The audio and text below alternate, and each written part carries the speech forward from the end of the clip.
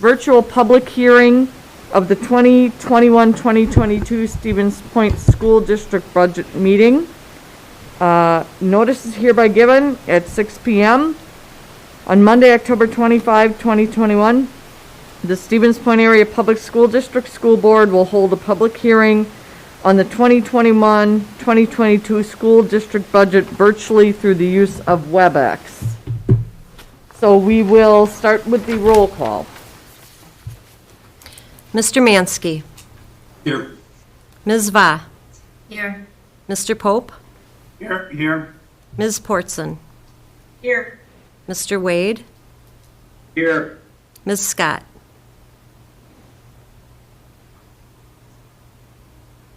Chris? Can you Can you hear me? Yep. Okay, sorry, I was muted. Are you here? I'm here, yes. Okay. Mr. Ebel. Here. Ms. Rano. Ms. Erler. Here. Okay, we have a quorum. All right. So we will begin with A, which is the presentation of the budget overview, and I will turn that over to Tom Owens.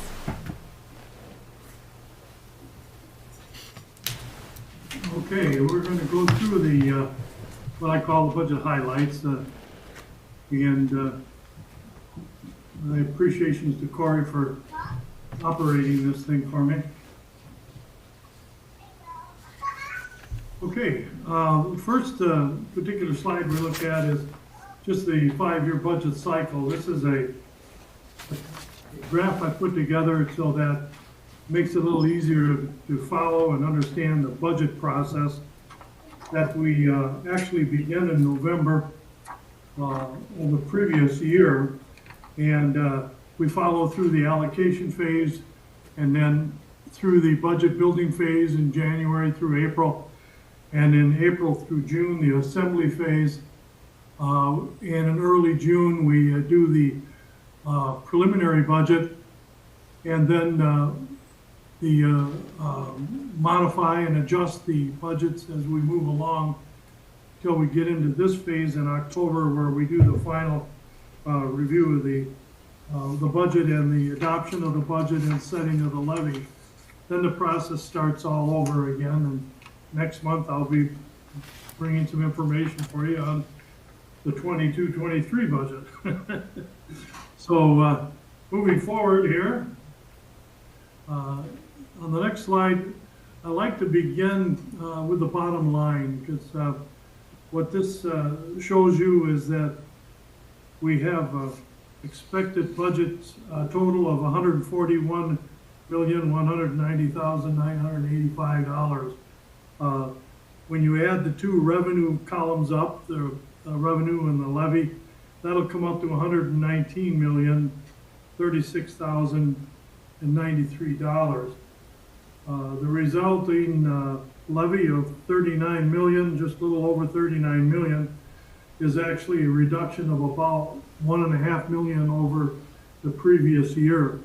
And I'll explain some of the reason for that as we move through this presentation. Our equalized value, which is actually the sum of the fair market values of all the property in our district, with the TIDs removed, tax incremental finance districts excluded, totals just a little over 5.2 billion with a B. So Tom, could you pause a minute? Yeah. G, did you have a hand up? Do what? G, is there a, can you unmute? Can we help Am I G to, unmuted? no, I'm saying G, there's a hand up that G Yeah. wanted to ask something. No, Is there something you wanted to ask, or you just were questioning the unmute? it just all of a sudden muted me and I couldn't unmute. It looks like if you go into unmute, if you go into mute, then you're locked there. Okay, all right. Okay, All all right. Go ahead, Tom. Okay. So it's a little over 5.2 billion. It's an increase of 5.84%, almost 6% increase. The result, of course, is that with a reduction in the levy and a significant increase in the equalized value. Our rate went down, and it's calculated at $7.45, which is a 73-cent decrease. And there are a number of factors that lead to this. So if we go to the next page, we'll start working our way through some of the history of this. This just shows a little survey or a history of our equalized tax rates over the years. This goes all the way back to 1992, when we had tax, our mill rate was around a little over $18 a thousand, as opposed to the $7.45. The drop that you see there, that of course is a result of the revenue limits being imposed at that time in 93, and the effect through 95, 6, and 7 as it took effect. And in that entire time, we've stayed pretty much right around the $8, $9 range and below the state average for many years in that process. That just gives you kind of an idea of what's going on with the rates over the years. On the next slide, this just shows the last school year and last few school years. And it showed that we were low in the group of the 5 schools in our conference close by. I suspect that we'll probably be low or close to it. Sometimes Marshfield in our district change places in last place, but I don't know what's going to happen this year, but at 7:45, we're going to be in the running, that's for sure. So another factor on the next slide is the cost per member. This gets a little tricky because some of the cost per member is driven by the reduction in the number of students. So if you think about it, if you took 2 groups and you had exactly the same amount of money for both groups, and then one group has fewer students the next year, the cost per student is going to go up even though nothing else has changed, just because you have a different size of your group. So we took an increase in 18-19, that's because of the referendum, and that brought us up a little closer. Now with the next numbers, I'll wait to see what the state numbers are going to look like. That should be kind of interesting because the state lost quite a few students, as well as we did individually as districts. So it'll kind of be interesting to see how this plays out in the cost per pupil. So tax levy by community. This is in our booklet. It's when you do look at the actual budget report booklet, this is on page 9, but what this does is it shows the distribution of the equalized value among the various municipalities of our district. So the first column on the left are the names of the, obviously the names of the municipalities.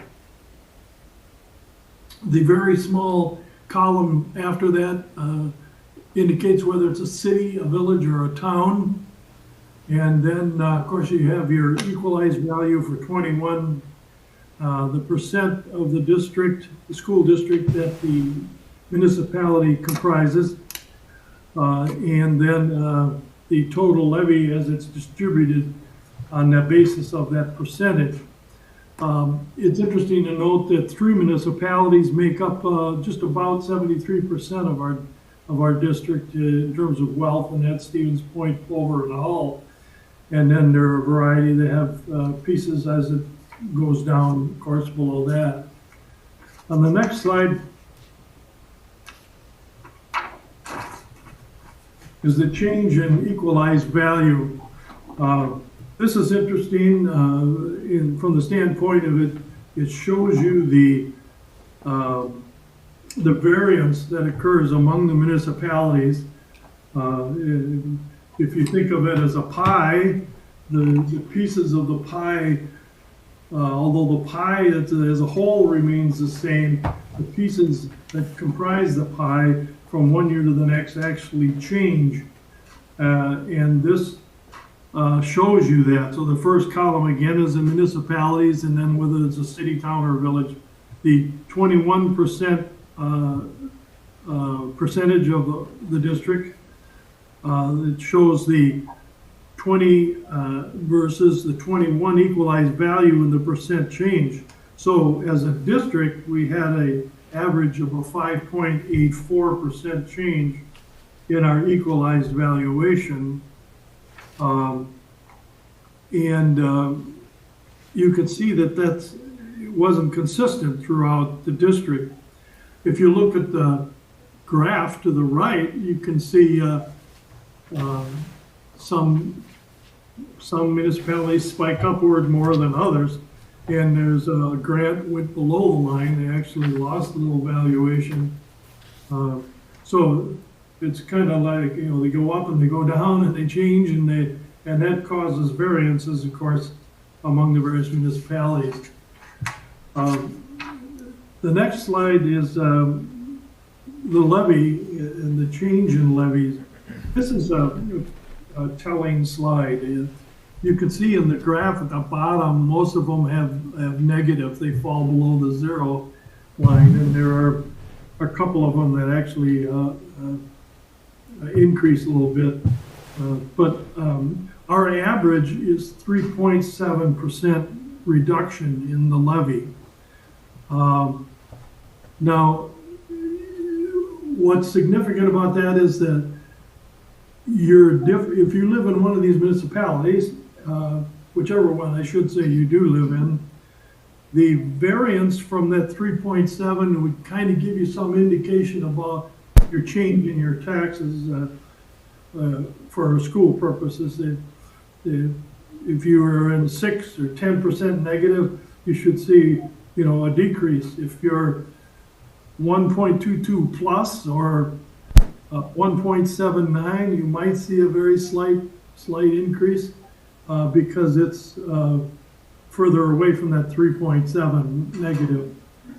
So that's just kind of an indication of where you might be. Now, this is on an equalized basis, which is the same as fair market value. So there is in the budget book itself, there's an explanation of the difference between equalized and assessed that some folks might want to look at, because it's done in such a way that it should be easy enough to follow to kind of get a basic understanding of that difference.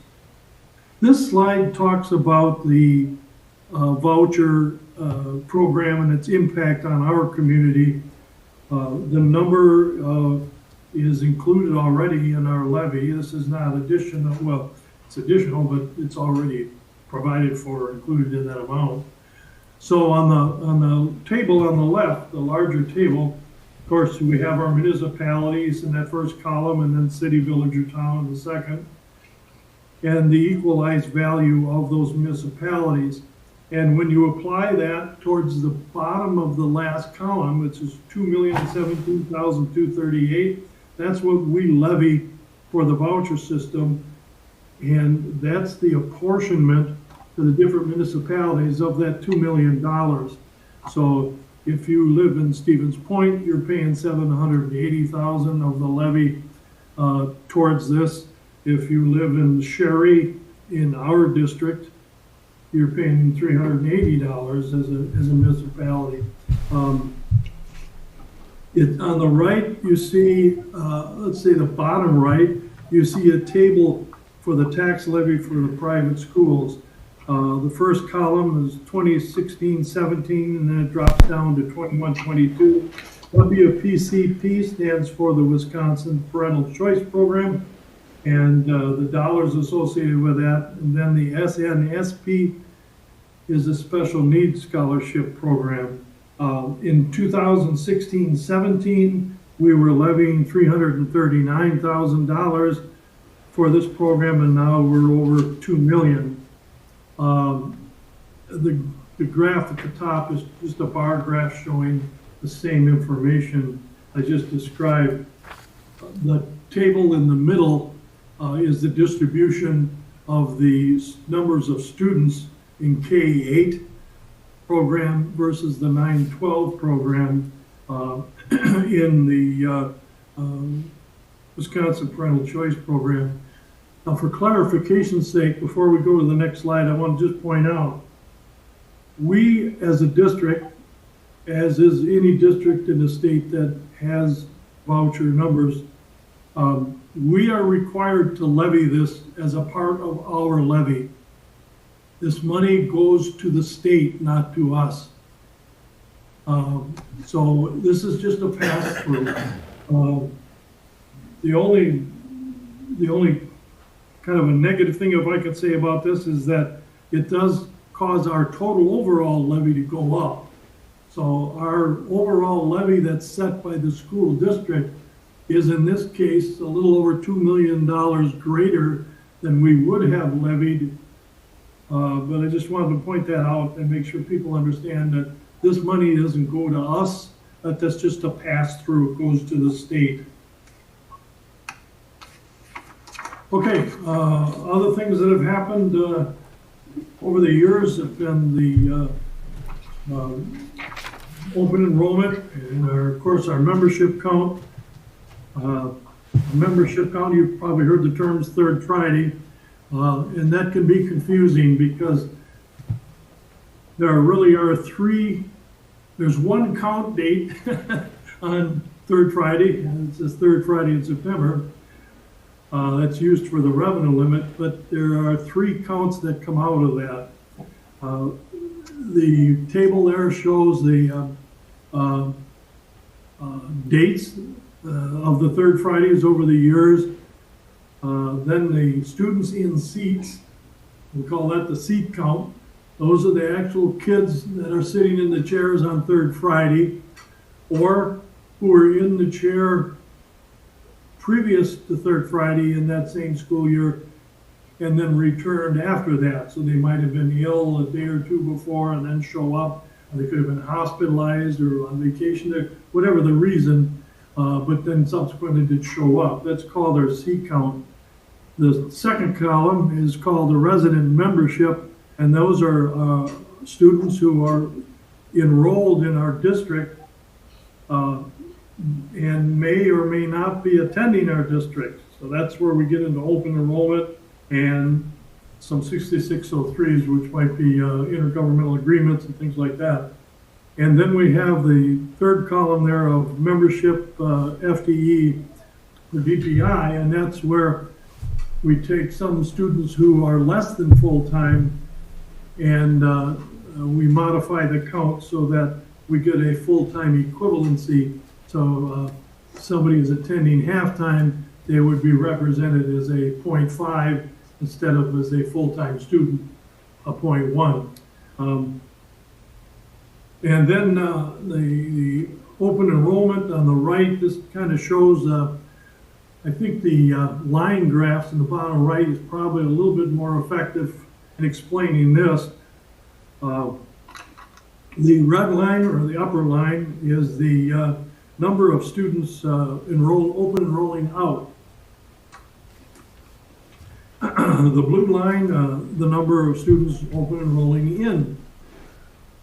In both cases, there's an upward trend, and the average of the gap between those is a ratio of 2.6 to and right now, this year, the ratio is 2.5, so we're running pretty close. The gap has stayed fairly consistent, even though the numbers have gotten a little bit larger. Okay. Next slide. I don't expect you to see all of the details. I wanted to address this from a concept standpoint. The left-hand slide, this is the revenue limit worksheet, the 2 main pages of it. The left-hand side is a work area, a computational work area. The right-hand side is a fall-through process where we compute the revenue limit. I'm going to take this in sections and go through this fairly quickly, but I'm going to be addressing the upper left section and then the rest of the left-hand section. Then I'm going to be breaking the right-hand side into about 4 sections as we go down. If you will notice, if you can see the number, at least on the sheet, you're looking at the one that I handed out, you can see the upper left, it says 74,117,784. Those numbers are from last year, and they exclude non-recurring dollars. So anything that's non-recurring is not carried over. This 74.1 million will go to the far right as we work our way through this sheet to line 1 in the upper right-hand side of the right side of this worksheet. And this will make a little bit more sense as we go forward. So why don't we go to the next slide?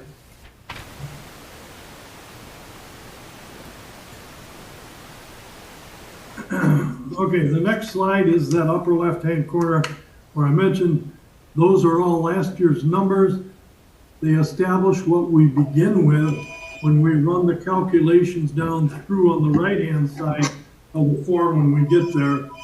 And they do not include any non-recurring. Those are excluded. So the slide we're looking at now is the bottom portion of the left-hand side of that worksheet. You've heard the term 3-year rolling average. Well, now you get a chance to actually look at it. These 2 tables, one that's mostly yellow and the one below it that's yellow only on the right or 3rd column, these are the 3 years that roll. So the top one is 2018, 19, and 20. And those average to the right in the green of 7,219. Below those, you see the next years where 2018 falls out and 2021 comes in. So the bottom 3 show 2019, 20, and 21. When you average those 3 total years, you come up with 7142. Well, that means on the revenue limit, the 3-year rolling average purposes, we have declined 77 students. Now they have a non-recurring exemption for 1 year that helps us, or any school district in that situation where they're declining. And you can see the calculations there. As a result, they will allow 790,000 to be added to the revenue limit. Now remember, I said next year when this carries forward, that disappears. So we will lose that money the subsequent year. And this is important, and I'll make mention of this again as we progress. There'll be a point where this really comes into play quite a bit. Now this is the upper right-hand side of that sheet. We brought that 74.1 million over. We divide it by that first 3-year rolling average, and we get a base revenue limit per member of $10,267. On the yellow, you see a $10,000 figure. That's the minimum that the state sets. And then below that, you see a big 0, and you see some stars. Stars say allowed per member change. It's 0 because the legislature in this biennial budget provided us no increase in the revenue limit at all. On the right-hand side of this slide, you see a number of years and dollar amounts. Those represent the allowable revenue limit increases over the years from 2005 to this year. You see we were usually running in the $200 and some range until we hit Act 10, and negative 434 was the adjustment related to Act 10. Then we were looking at $50 to $75 for a while, and then we went to zeros, no increases at all. those were a number of things that caused us to slip towards our structural deficit, and along with a couple of other things. And then the last biennial budget, we got $175 and $179 respectively per student in those 2 years. But as I mentioned earlier, in this first and second year of this new biennial period, we will get no increase in just about every type of aid or whatever that they had. This next slide just shows you what the average increase in the revenue limit has been for the last few years.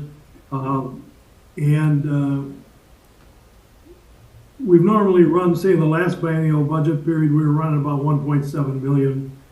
This year we actually went negative 251,000. So we not only missed the 1.7, but we went further in the hole to 251,000.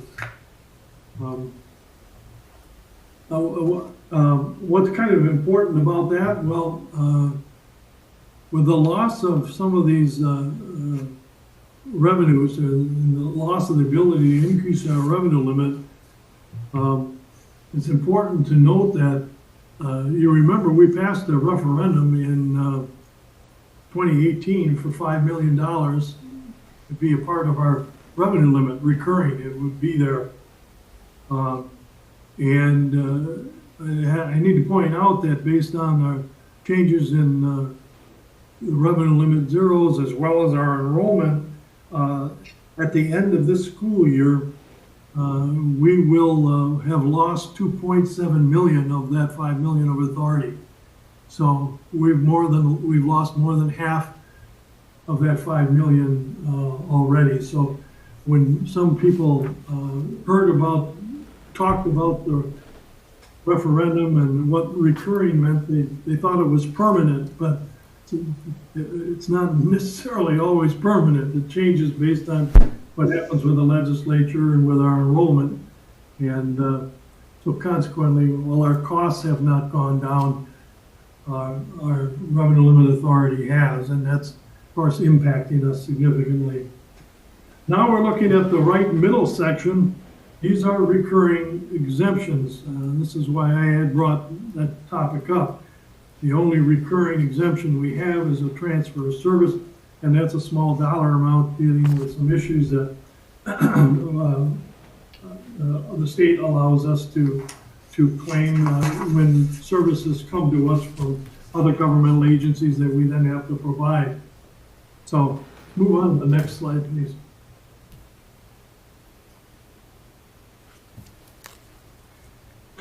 This is the right middle section just below the previous one called non-recurring. These are all the various non-recurring things that come up. 790,000, we talked about that before. I do believe I missed mentioning one other one.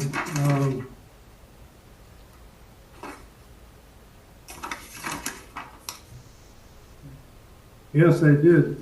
Corey, could you go back to slide 15, please? Just back up about 3-4 slides. That's the one right there. That's the one. I want you to look at the bottom line 8, hold harmless, non-recurring exemption. You see that 790,000? That's not the same one for the student loss. This is a different one. If you notice right above that 790, you see maximum amount. You see 73,327,000. What that's pointing out is that our revenue limit would have been lower than the previous year based on the per pupil amount by $790,582, and the state in its formulation of the revenue limit has said that for 1 year it would hold harmless a district that faces what we're facing right now. So we were guaranteed that for 1 year we wouldn't fall below the revenue limit at that point in the worksheet from the prior year. So that's 795.82. Now, Corey, if you go back to slide 18 where we were.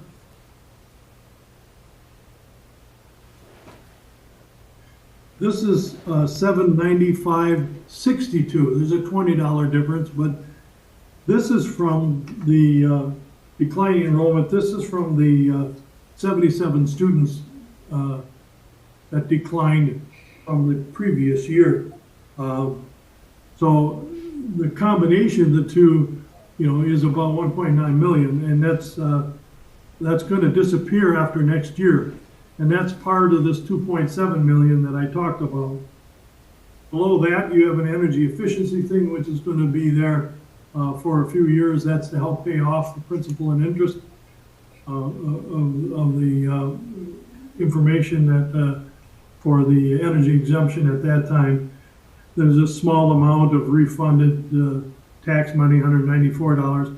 And then this H and I, these are the amounts for the Wisconsin Parental Choice Program and the Special Needs Scholarship Program. That was that 2 million I showed you earlier in the earlier slide. Those will disappear next year and they'll be replaced with new numbers of some amount. Don't know which. Now we're getting to the lower right-hand side of the spreadsheet. When we finish those calculations, our total revenue limit is $79 million. And then we subtract from that the general aid and any exempt computers and property taxes that the states determined that would be creditable. Now, we got more state aid this year. We have a 1.4 million, I think it was, but it wasn't any more new money. You see articles sometimes in the newspaper that the state poured all this money into education, and it is true that they did that. The result was a reduction in levy, not in more money for schools. That needs to be made crystal clear. I'm not saying it's good or bad or indifferent. I'm just saying that that's the fact. So what happens is you subtract whatever you get from general aid from that total revenue limit, and that's the amount of allowable levy that you have. So that's one of the primary reasons our levy went down $1.5 million, is because we got more state aid and our revenue limit did not increase. So that's going directly, that 1.5 million came right off of the revenue limit off of the tax levy. So the next slide then shows the allowable limit at $33.8 million. We have a little over $2 million for non-referendum. This is 38 fund debt. And so the only amount we can levy is 31.7 for general fund purposes, because the combination of the two can equal, but they cannot exceed the 33,852,648. In the red area below, starting in line 15, section 15, those represent the 39 fund debt. This would be the referendum debt, and then community ed levy, and then prior year chargebacks, which are just an adjustment. When you add those all up, you get another 5 million. So you add that 5 million to the 33 and some change, and you wind up with the 39,010,507, which was the levy I showed you when we started out. And when you apply the 5.2 billion equalized value, then you come up with that levy rate at the bottom of $7.44 a thousand if you move the decimal place over 3 places. The next slide is just to show you that It's only there with an arrow to point out, whoop, there we go. It's only there with an arrow to point out that we have neither over or under levied, but we have levied what we're allowed to under the revenue limit, maximum we're allowed to. Okay, next slide. This is the budget that we'll be asking for approval at the subsequent board meeting. The columns just make up the information. On the right tells you the fund and what kinds of activities we're talking about. Then we've got the 2 audited years in our budget.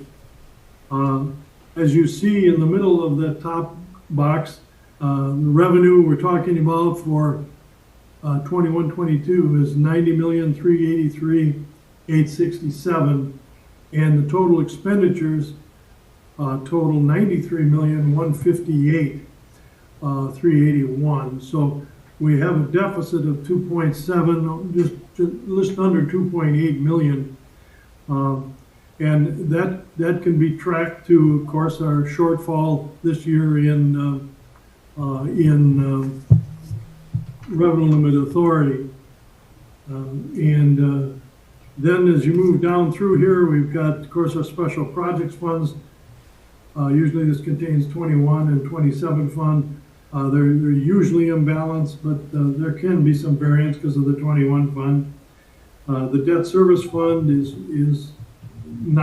will not be in balance because we pay off interest and principal sometimes in different school years, so we have to levy one payment ahead in order to get into the next school year because we pay in October and in April. In the next slide,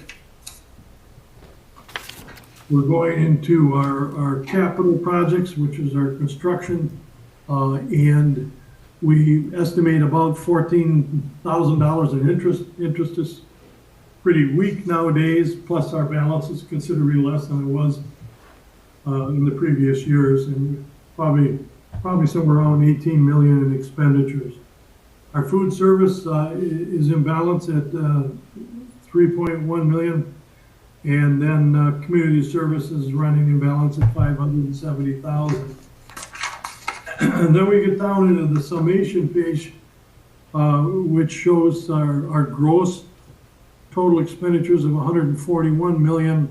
Our interfund transfer to the special ed aspect of Fund 27, and we have a net expenditure of 130 million. This 10 million represents the local share of the cost of special education in our district. So when you look at that total budget that we're expending for 27 fund, you have to realize that we have a large amount of money that comes from the state, from the federal government in some cases, and then the difference is made up by the local levy, and that's the $10 million there. So that shows how we got to the 773 reduction in the budget. And then the general fund levy of 31.7 million, almost 31.8, the referendum of 4.6, the non-referendum debt of 2 million, and then the community service fund, that's again gets us to the 39,010,000, or showing us the 3.7 decrease over the previous year. And then again, I show there the total revenue of 119,036. This next sheet is informational for you. I won't spend much time on it. It's tax instrumental finance districts within our school district that are run by the cities or village. They've done a very good job overall. We've had 149% growth from the base value. The smaller table to the upper right takes all of the various TIFs, 1, 2, 3, 4, 5, for example, in a given municipality, and totals them, so it makes it a little easier to follow.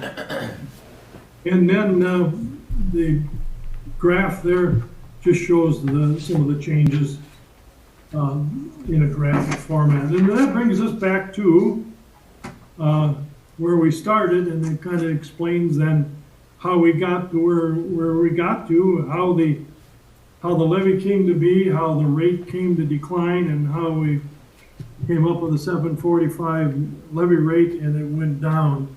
So our recommendation on the next page will be this, when we do get to the actual school board meeting, that would be our recommendation. That'll be in the document there. So subject to your questions. That concludes this information. So just to remind board members, we are currently in the public hearing section of the meeting. And so Tom has made the present both to the community and to the board. We will now move into the public comments section of this meeting. Carlin, did we have any emailed comments that we received for tonight's hearing? We received no email comments. All right.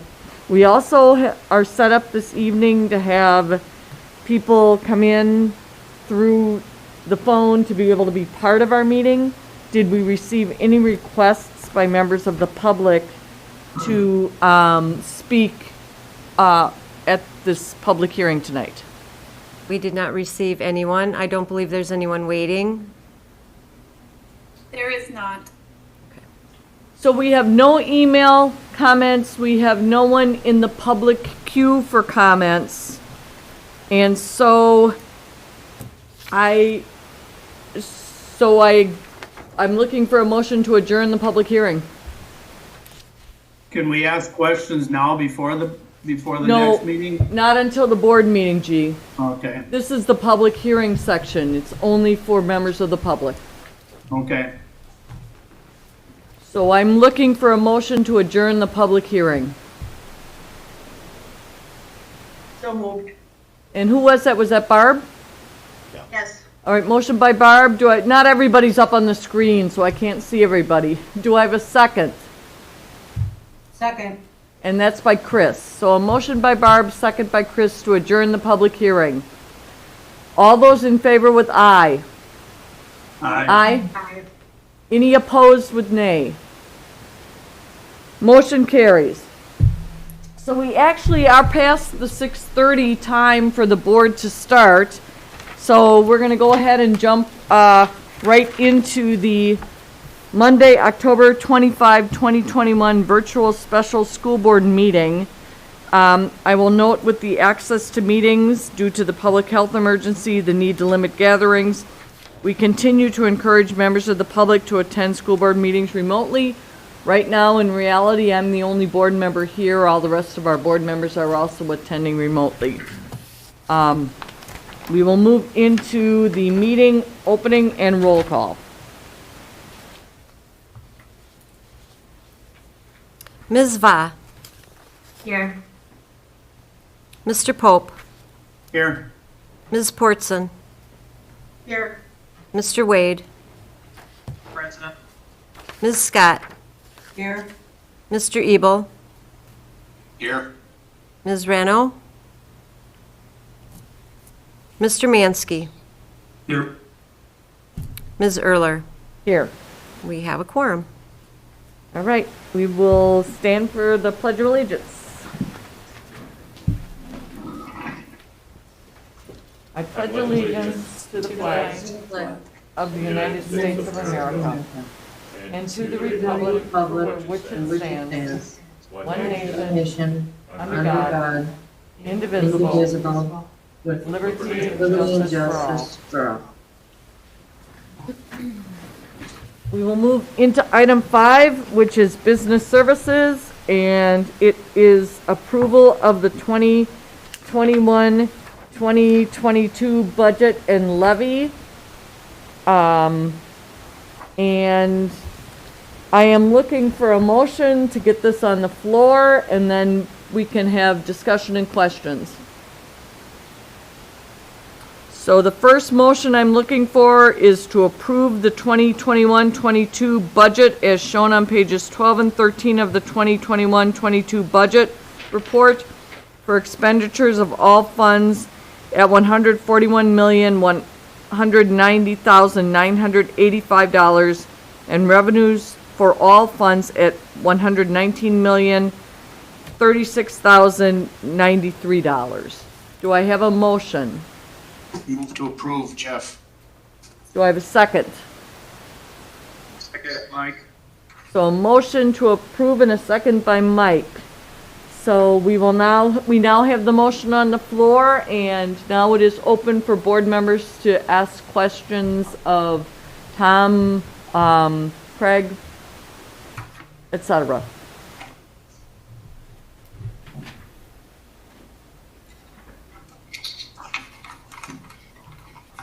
Do board members have any questions or comments with respect to the motion, with respect to the information presented by Tom? I have a couple of questions, if that's all right. Go ahead. On the back of the last slide, Tom showed us, this is only my second budget, so I'm gonna learn something here. The expenditures for this school year are 141 million, the revenues are 119 million. Yet way back, it showed us with like a $2.7 million deficit projected for this next year. Why are those numbers so different? Why do we have the deficit? No, the number one on the recommendation, those numbers are about 22 million apart.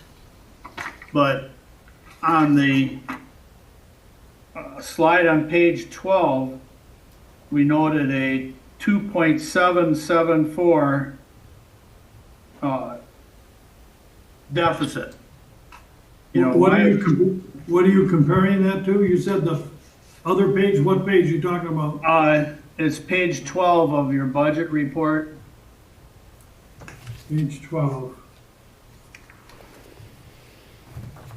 It's outside the graph to the right. So,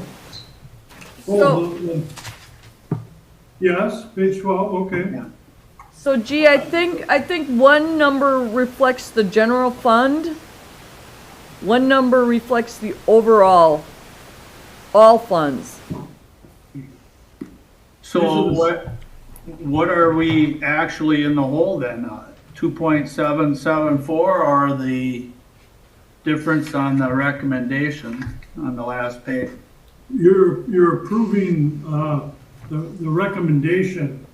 That comment of the 2.774, that was just the informational for you, showing you the difference between the general fund revenue and expenditure. The other numbers are for the total budget. So, I'm still in the dark here, Tom. We're gonna spend 141 million, but only take in about 119 million? Yes? Well, that's like 22 million. Well, you In the gotta go hole. back, to the slide, page 8, or slide 26. Page 8 of the book, that's where I started out saying I was gonna begin with the bottom line. Yeah, That shows all the different funds. Looks like this. What page is that, Tom? Page 8 in the budget book. If you're looking at the presentation I went through, you can find it in two places, either page 26 or, looks like Corey's gonna put up for him, that's the one. You see, you gotta realize that the 141 in expenditure, you see that in the middle column? You see that on the screen, G? no, I can't. And I'm trying to find it in my booklet and I can't find it.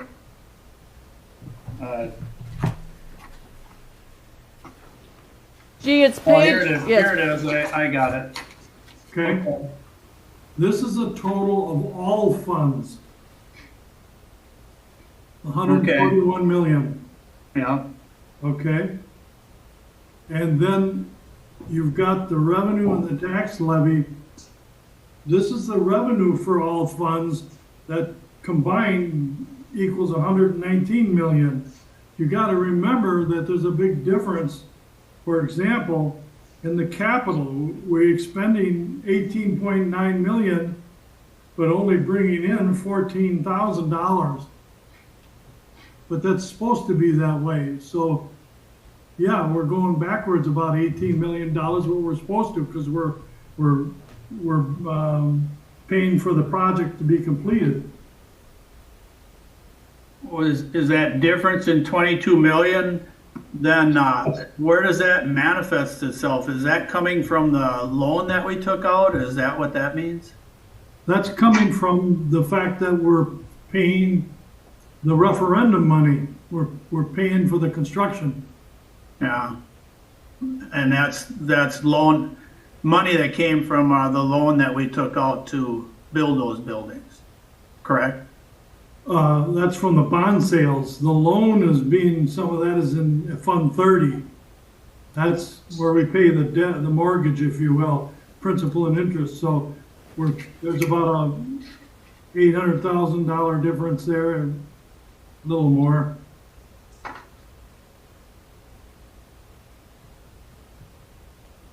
You're just looking, you were looking at when I said 2.7 million, I was only talking about one fund. Yeah, The general fund. okay, The 22 million you're talking about is when you total all the funds up.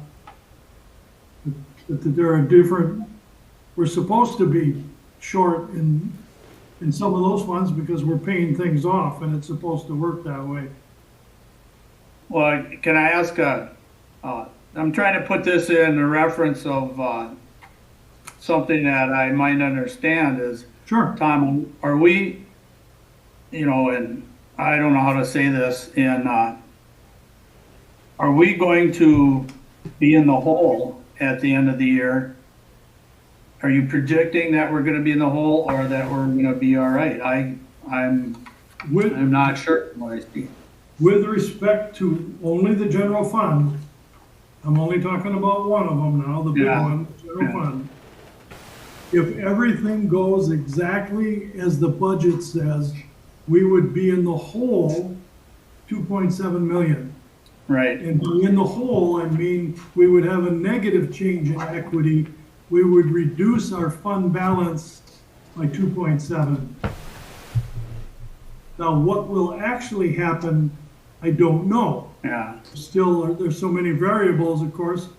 I mention that every year, there's so many variables. I'm sure it will be a number different than 2.7 million. I just don't know what. No one does. So you're indicating, Tom, right now in the general fund, we have a structural deficit of around 2.7 million. And it's related to all sorts of things, including the legislature's zero add to schools this year. That is correct. can I ask, is that, because this is only my second budget, is that a big number, small Yeah. number, is that? That's a big number. We've typically seen a structural deficit in the range of somewhere closer to 1 million. But of course, in the last biennial budget, we received increases from the legislature. Gee, I've been doing this for 23 years. I've told my board each and every year, if we can get within 2% of a budget, I'm pleased. This represents closer to a 3%. Yeah, Generally speaking, we underspend budgets. That's generally speaking. Last year, we went into the school district approximately $2 million over.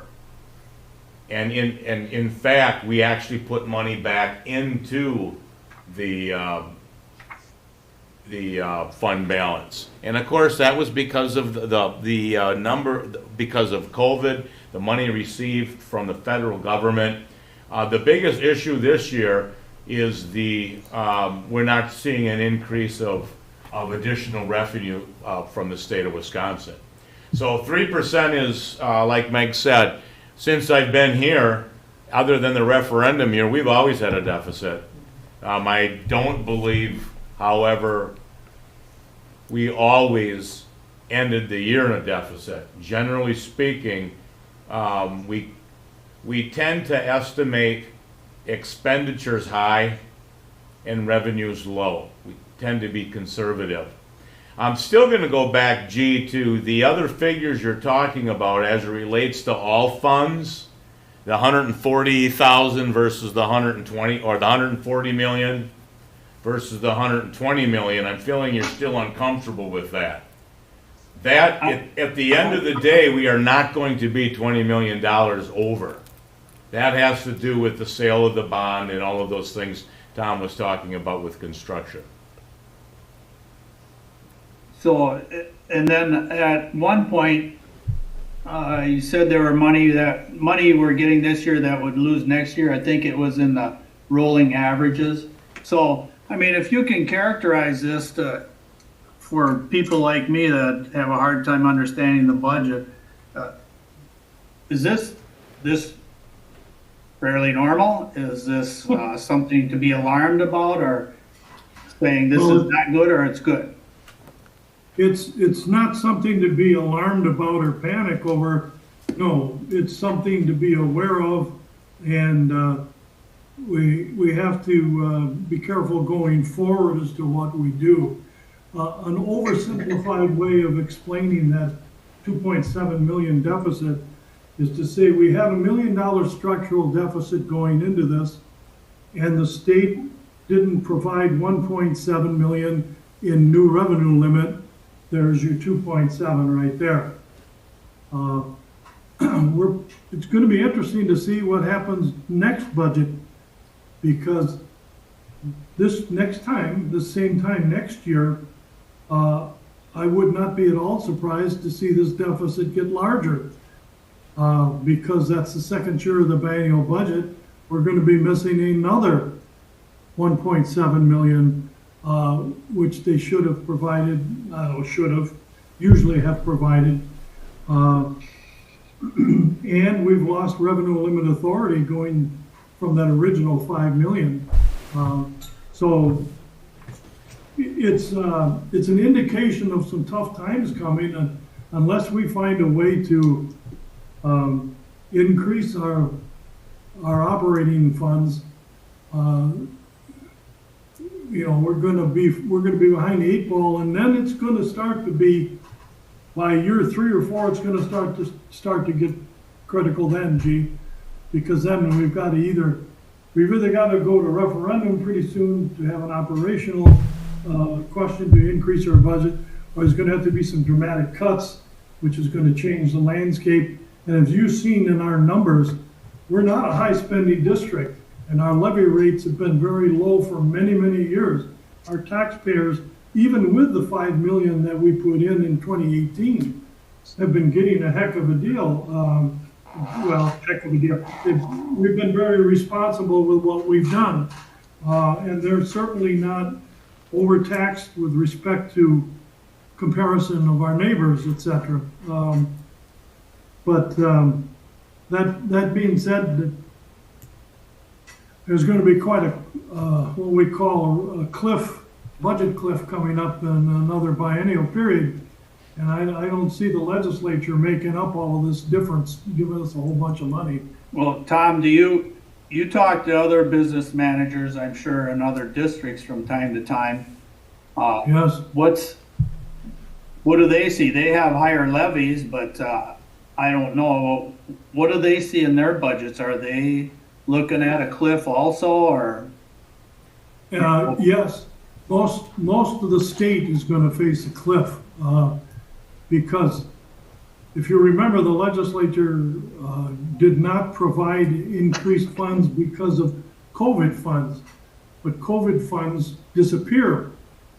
They're going away in one more year. And if you can imagine, let's just for discussion purposes say if we got 1.7 million in revenue limit this year and 1.7 next year, that's 3.4 million that we didn't get, plus the million that we were in deficit. So that's 4.7, right? Yeah. Okay. Well, 1.7, 3.4. 4.4. So we're up somewhere between, dynamically, depending on what happens, $4 or $5 million. And when we did the 5 million in 2018, now we've lost. So Tom, I just want, half of that. Tom, I do need to clarify. We were 3.5 million. We were not 5 million. Our operational referendum was 3.5 million. The reality. Oh, I'm sorry, you're right. Right. I misspoke. No. I'm sorry. The reality for our district, and it's been this way forever, we as a board made the commitment about a year and a half ago to ensure that we were paying our employees at a median rate compared to districts around us. We made that commitment. Our school district is a people business. Our budget, the vast majority of our budget is to pay our people. And we clearly found out in this last year and a half the importance of our people. We can't automate it. It just doesn't work.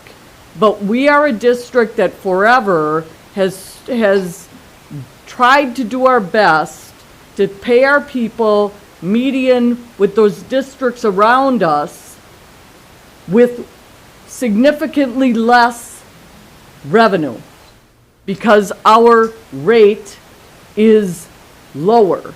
Tom looked up for me in response to a constituent about if we were able to levy at what Rapids is currently was, as of last year, able to levy, how much more would we have in revenue? It was about $7.5 million.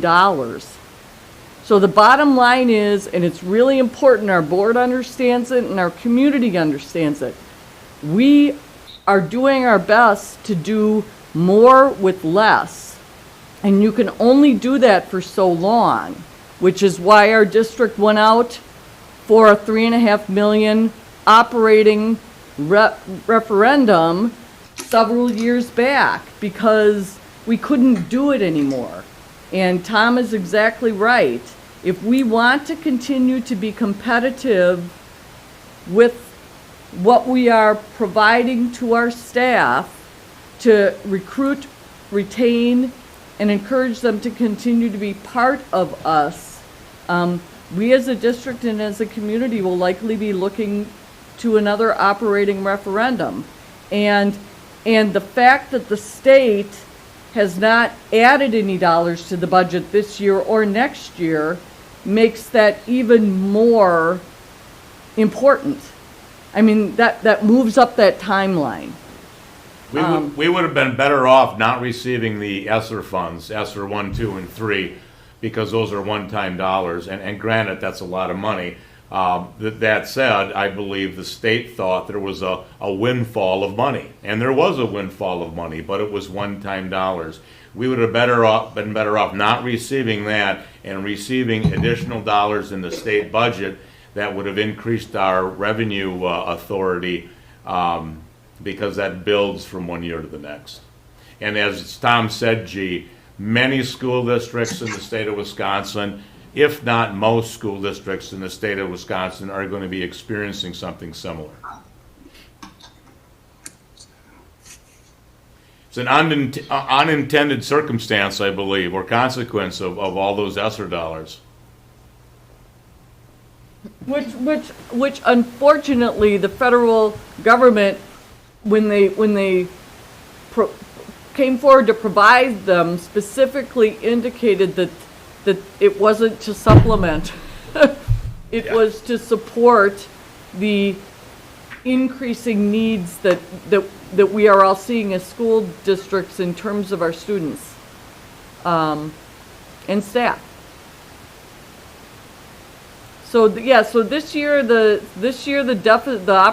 operational deficit that we're looking at is more significant than it's been, I would say, well, I know in the time I've been on the board, but that's just the reality. I mean, that's what, we can't levy anymore. we're, that's where we're at because of the state legislature revenue limits for schools in the state of Wisconsin. I understand it. I mean, we have to okay the budget. There's not really any other way around it. It's just discouraging. I'm sure it is for everybody. I know that our levy is really low, but then I look at our cost per student and it's like way below the state average. That's, I don't know. If we're all coming to a cliff, something's got to happen, but I don't know what it would be. Well, the only answer to that is to go back to the public and tell our compelling story and go back to referendum. Yeah. Because as Tom said, the state, the next biennial budget, they're not going to, we'll be happy with receiving anything new. They're not going to backfill what they didn't put back in. I've never seen that in my career.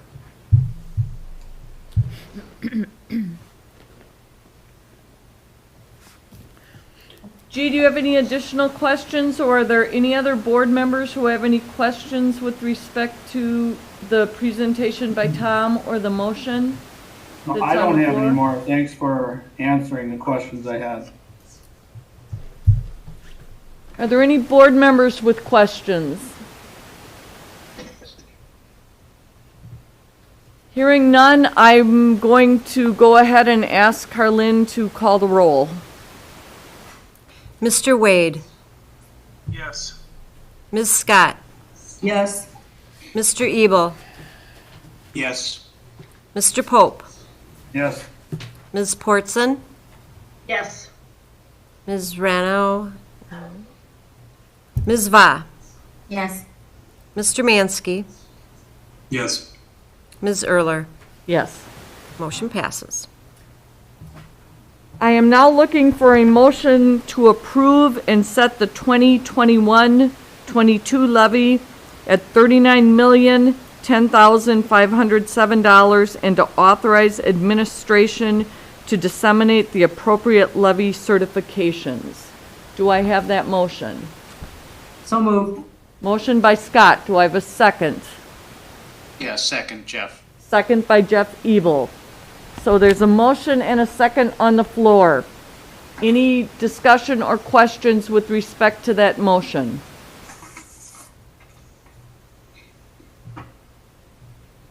Hearing none, I will ask Carlin to call the roll. Ms. Portson, Yes. Ms. Va, Yes. Mr. Wade, Yes. Mr. Pope, Yes. Mr. Mansky, Yes. Ms. Scott, Yes. Mr. Ebel, Yes. Ms. Erler. Yes. And motion passes. Okay. Just a notice that we'll have our regular meeting in November, of course.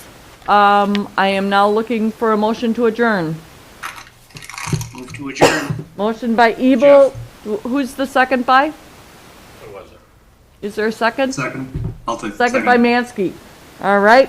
All those in favor with adjournment with aye? Aye. Aye. Any opposed with nay? All right. Thank you, everyone. Have a good evening. Thank you.